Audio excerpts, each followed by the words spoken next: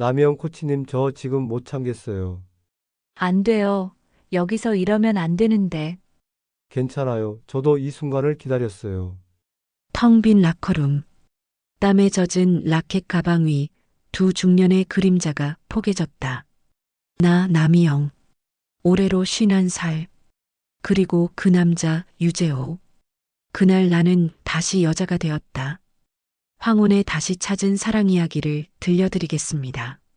지금 어디서 듣고 계신지 댓글에 남겨주세요. 시작 전 구독과 좋아요는 사연 제작에 큰 힘이 됩니다. 토요일 오전 11시 40분.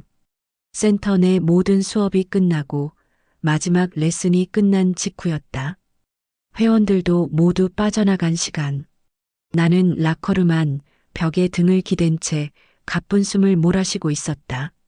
셔츠 사이로 그의 체온이 밀려들었고 한참을 눌러왔던 감정이 터져나왔다.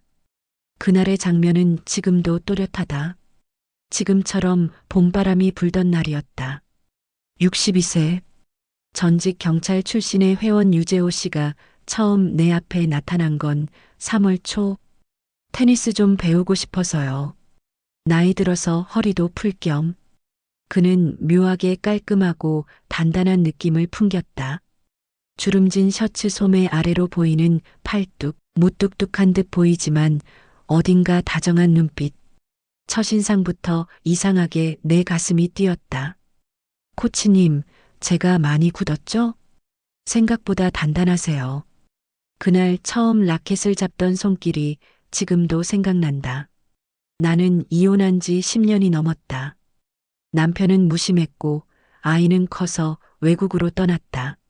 명절이면 혼자 남은 식탁 앞에서 셀프 와인을 따는 게 일상이었고 코치님은 강하니까요라는 말로 위로 아닌 위로를 받으며 버텼다. 스포츠 센터에서 내 이름을 부르는 사람은 많았지만 누구도 내 손을 잡아주는 사람은 없었다. 그 남자가 내 일상에 들어온 뒤 내 세계가 조금씩 흔들렸다. 매주 수요일, 토요일. 그는 항상 오전 10시 수업을 예약했고 수업이 끝나도 돌아가지 않았다. 코치님, 오늘은 혼자세요? 네, 익숙해요. 늘 혼자니까. 그는 나처럼 외로운 사람이었다. 세상과 일정 거리를 두고 사는 사람. 그리고 어쩌면 나를 닮은 사람. 그날 라커룸에서 나는 그 사람에게 무너졌다. 하지만 사랑은 그렇게 시작되지 않는다. 사랑은 죄책감과 갈망 사이 아주 아슬아슬한 선 위에 피어난다. 토요일 오전 평소보다 10분 일찍 센터에 도착했다. 강사 전용 락커 앞에 라켓을 내려놓고 거울을 바라봤다. 눈가의 주름은 더 짙어졌고 팔뚝엔 예전보다 힘이 덜 들어갔다. 이 나이에 무슨 설렘이야. 입꼬리를 내리려 했지만 자꾸 웃음이 새어나왔다. 그날은 유재호 씨가 수업 첫 타임이 아니었다. 오후 1시 마감 직전 타임. 괜히 옷도 더 단정히 챙겨 입었다. 라운드 티에 셔츠 하나를 더 걸치고 머리는 매번 묶던 대충 묶음 대신 물결 고데기를 넣었다. 나 혼자 아는 변화. 누군가는 미친 짓이라 할지도 모를 설레임. 코치님, 안녕하세요. 뒤에서 들려온 목소리에 화들짝 놀라 돌아봤다. 라커룸 앞 복도에서 마주친 그 흰바람막이에 검은색 트레이닝 팬츠. 나보다 훨씬 젊은 남자들보다 단정하고 정숙한 하지만 어쩐지 치명적인 모습. 벌써 오셨어요? 아직 10분이나 남았는데요.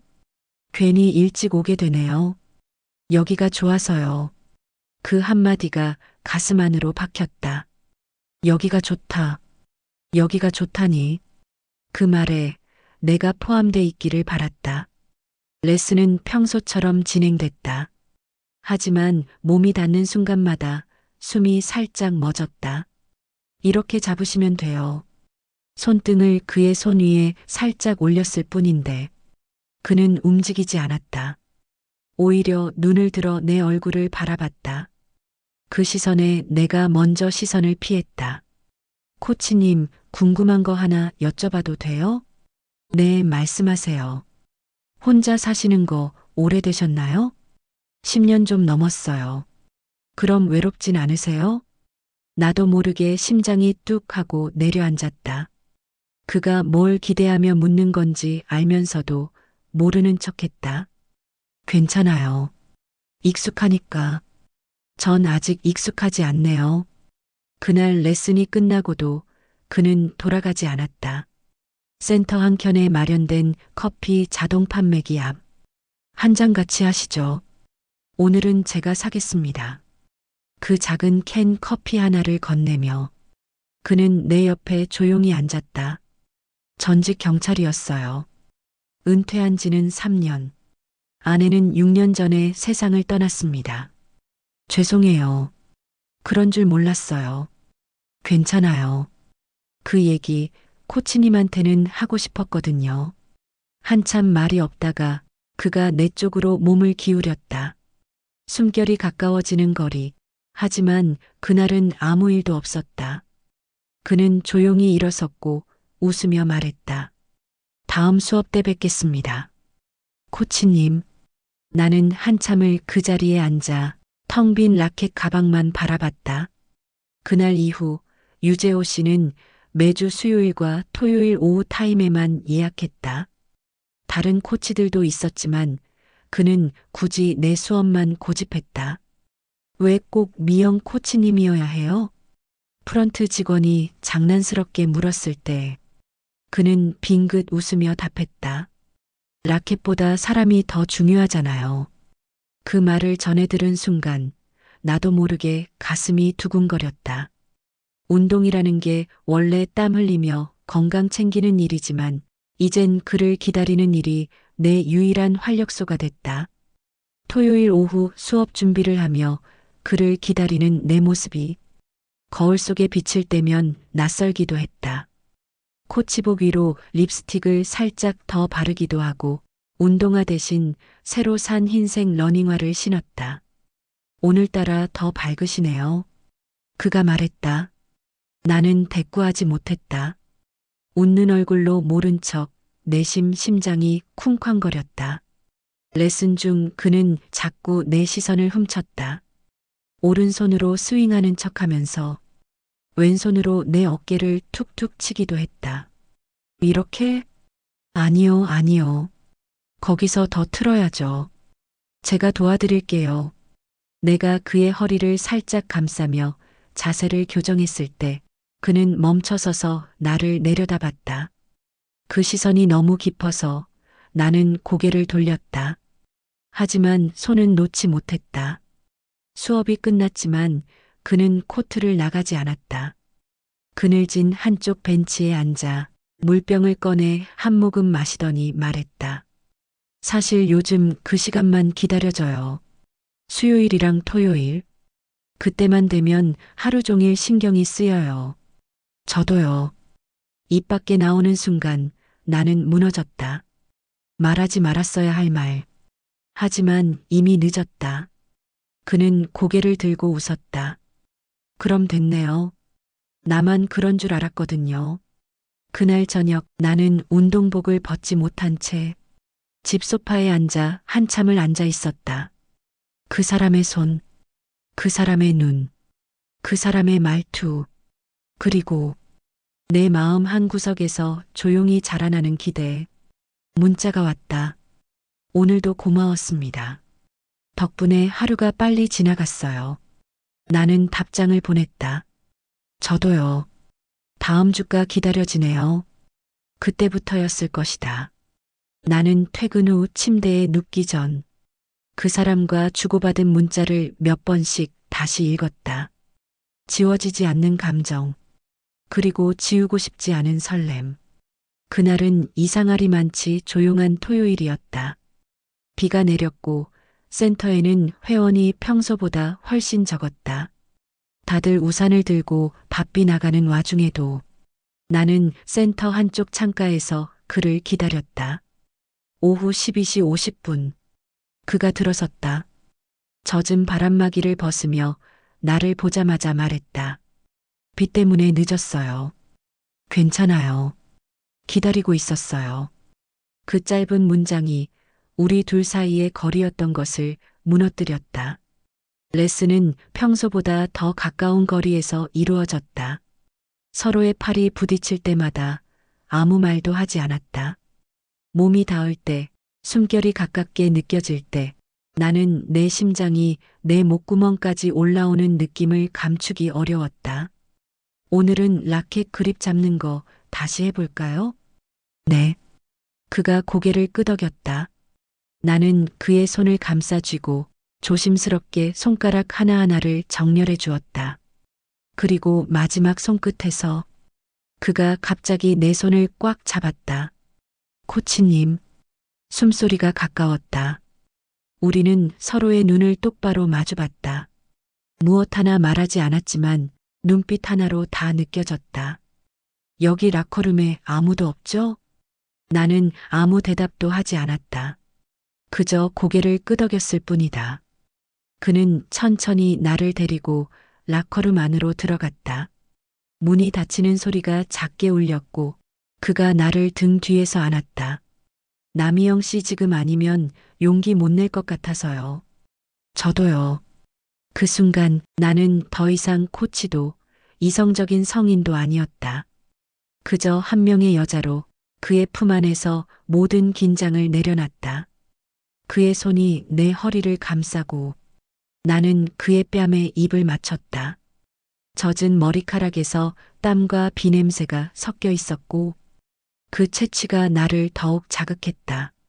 셔츠는 라커룸 바닥으로 천천히 떨어졌다. 우리는 서로의 체온에 기대어 서로를 탐닉했다. 소리는 작았지만 숨은 격렬했다. 벽에 손을 짚은 채 나는 속삭였다. 이래도 되는 거예요? 모르겠어요. 근데 하고 싶었어요. 너무. 첫 키스, 첫 손길, 첫 떨림. 모든 게 낯설고 동시에 익숙했다. 어디선가 잊고 있던 나의 여자라는 감각이 다시 되살아났다. 그날 라커룸 안엔 땀 냄새, 숨소리, 그리고 두 사람의 오래된 외로움이 엉켜 있었다. 행위가 끝나고도 한동안 우리는 아무 말 없이 누워 있었다. 서로의 숨결에 귀를 대고 가만히 서로를 품었다. 우리 이래도 괜찮을까요? 미영 씨가 괜찮다면 나도 괜찮아요. 그렇게 우리는 스포츠 센터라는 금기의 공간에서 서로에게 첫 문을 열었다. 코치님, 요즘 뭐 좋은 일 있으세요? 센터 프런트 직원이 웃으며 건넨 말이었다. 그저 웃고 넘기려 했지만 느낌이 이상했다. 며칠 전부터 동료 코치들 사이에서 누군가의 시선이 자꾸 따라붙는 기분이 들었기 때문이다. 심지어 레슨 중에도 다른 회원들이 수군거렸다. 저 남자 또 왔네. 저 코치님이랑 단둘이 자주 있던데. 그 나이에 연애야 뭐 근데 여기서 조금 별로다. 재호 씨는 아무렇지 않게 행동했지만 나는 안 그랬다. 라커룸 안에서 함께 보낸 시간이 어느새 내 어깨를 무겁게 누르고 있었다. 센터장에게 불려 들어간 건 토요일 오후였다. 수업을 막 끝내고 물 한 모금 마시려던 참이었다. 코치님.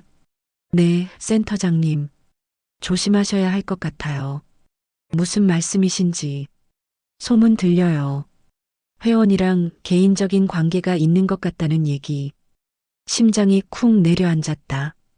회원이야 뭐 운동 끝나면 어디든 가겠지만 강사는 다르잖아요. 우리 센터 이미지가 걸린 문제니까. 나는 고개를 숙이고 그 어떤 변명도 하지 못했다. 그날 밤 혼자 집에 돌아오는 길. 핸드폰을 들고도 메시지를 보내지 못했다.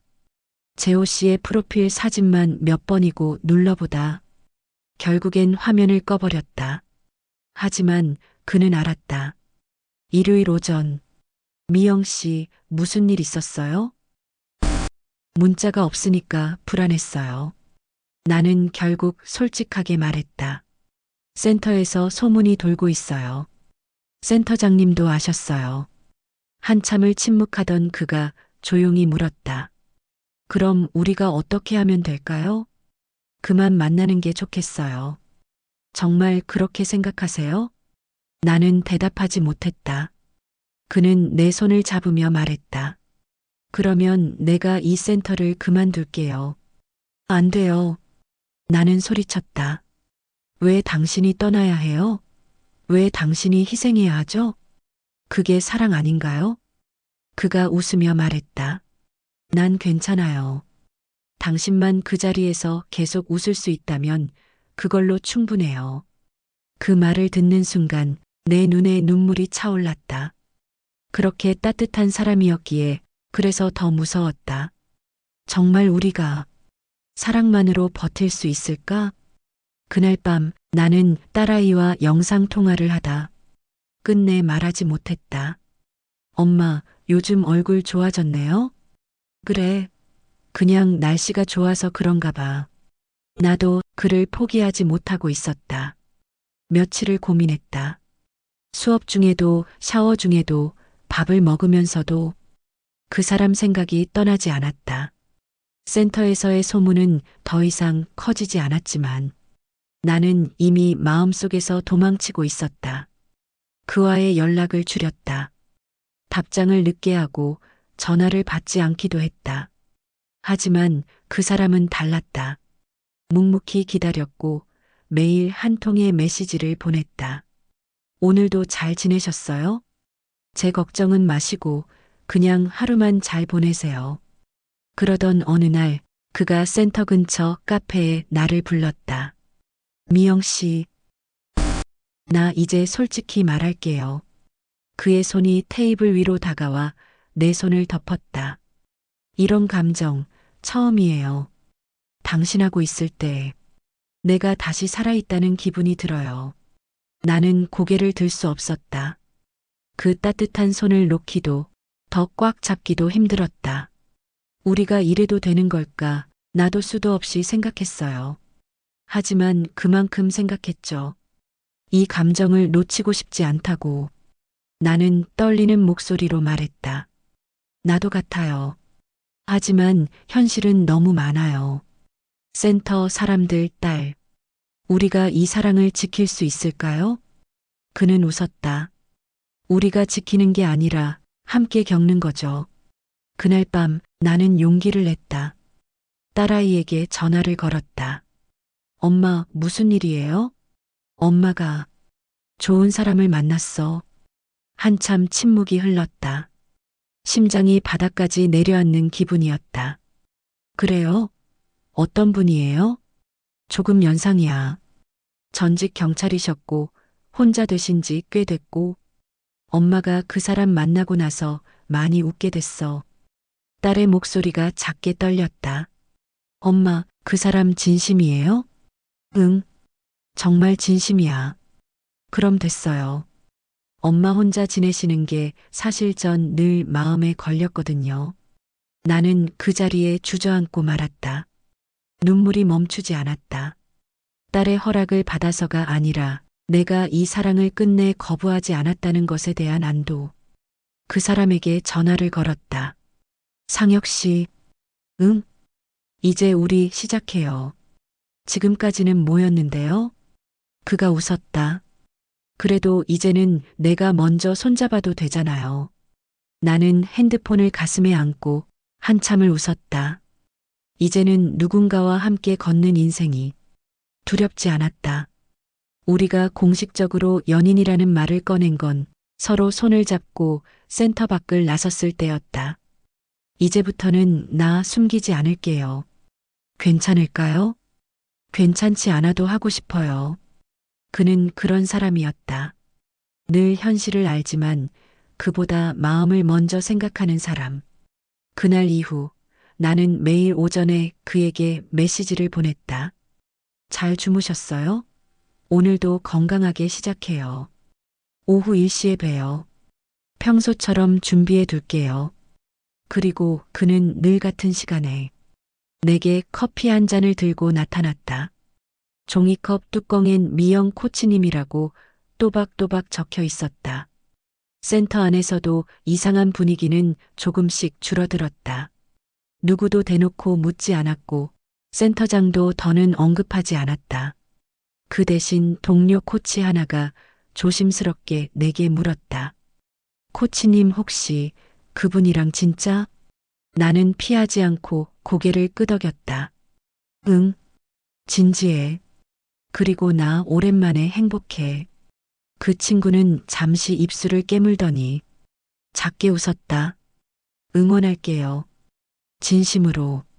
이상하게도 세상은 내가 생각한 것보다 훨씬 덜 냉정했고 사람들은 예상보다 훨씬 따뜻했다. 그와의 관계가 편안해지자 나는 그를 친구들에게 소개하기 시작했다. 작은 동네 국수집, 평소 단골이던 곳에서 나는 말없이 그의 국수 그릇에 김치를 더 얹어줬고 그는 조용히 내 물컵을 채워줬다. 그 모습을 보며 친구가 말했다. 야, 그냥 부부 같아. 왜 이제야 만났대, 두 사람? 우리는 웃으며 서로를 바라봤다. 그리고 어느 날 그가 내 라켓 가방 속에 작은 봉투를 넣어두었다. 훈련 끝나고 샤워실에 다녀와서 보니 연분홍색 카드에 정자체로 적힌 글씨. 남희영 씨, 이제 라켓도 인생도 같이 쥐어볼래요? 나는 카드 아래 놓인 작은 은색 반지를 꺼내 들고 한참을 바라보다 울고 말았다. 그 사람은 늘 거창하지 않았지만 늘 정확하게 내 마음을 두드렸다. 그날 밤 우리는 따로 말하지 않았다. 조용히 손을 맞잡고 서로의 손등에 입을 맞췄다. 그리고 그 입맞춤 위에 작은 약속이 하나 더 얹어졌다. 이젠 매주 토요일이 아니라 매일이 그날 같았으면 좋겠어요. 응, 매일 당신을 기다릴게요. 결혼식은 조용하게 치렀다. 양가 자녀들만 초대했고 친구들은 나중에야 사진으로 알게 됐다. 하얀 블라우스와 정장 바지, 웨딩드레스도 면사포도 없었지만 나는 내 인생에서 가장 따뜻하고 단정한 신부였다. 그는 묵직한 남색 수트를 입고 내게 반지를 끼워주며 말했다. 당신 손 앞으로 내가 꼭 지켜줄게요. 나는 고개를 끄덕이며 웃었다. 이 손 다시 잡아줘서 고마워요. 결혼 후 우리는 도시 외곽의 작은 아파트로 이사했다. 2층짜리 빌라. 창문을 열면 나무 냄새가 나는 집. 주방과 거실 사이에 있는 작은 식탁에서 아침마다 나란히 앉아 커피를 마신다. 오늘은 내가 아침할게. 그래요. 그럼 점심은 내가 할게요. 그렇게 우리는 매일을 협상처럼 그리고 연애처럼 살아갔다. 가끔은 센터에 다시 나가 강습도 하고 그는 동네 노인정에서 바둑을 두다가 김밥을 사들고 들어왔다. 오늘은 무슨 일 있었어요? 동네 할머니들이 나한테 반했대. 그럴 줄 알았어. 눈빛이 범상치 않거든요. 우리는 그렇게 웃으며 늙어갔다. 어느 날 그는 내 손을 잡고 말했다. 미영 씨, 우리 은퇴하면 제주도로 이사 가요. 작은 텃밭 있고 창문 열면 바다 보이고.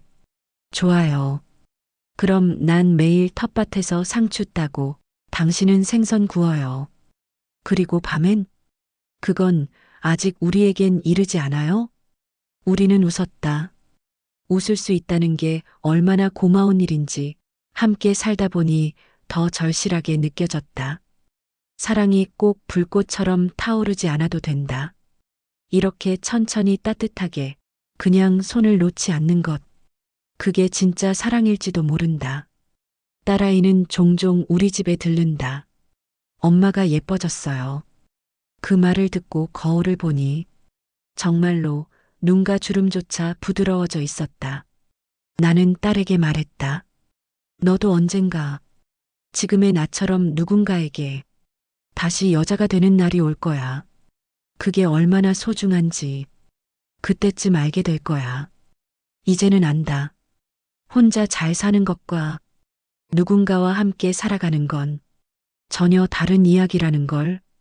그리고 내 인생의 후반전을 이 사람과 함께 시작하게 해준 그 라커룸, 그날의 봄비, 그 사람의 손길, 그 모든 것이 내가 다시 살아있음을 깨닫게 해줬다.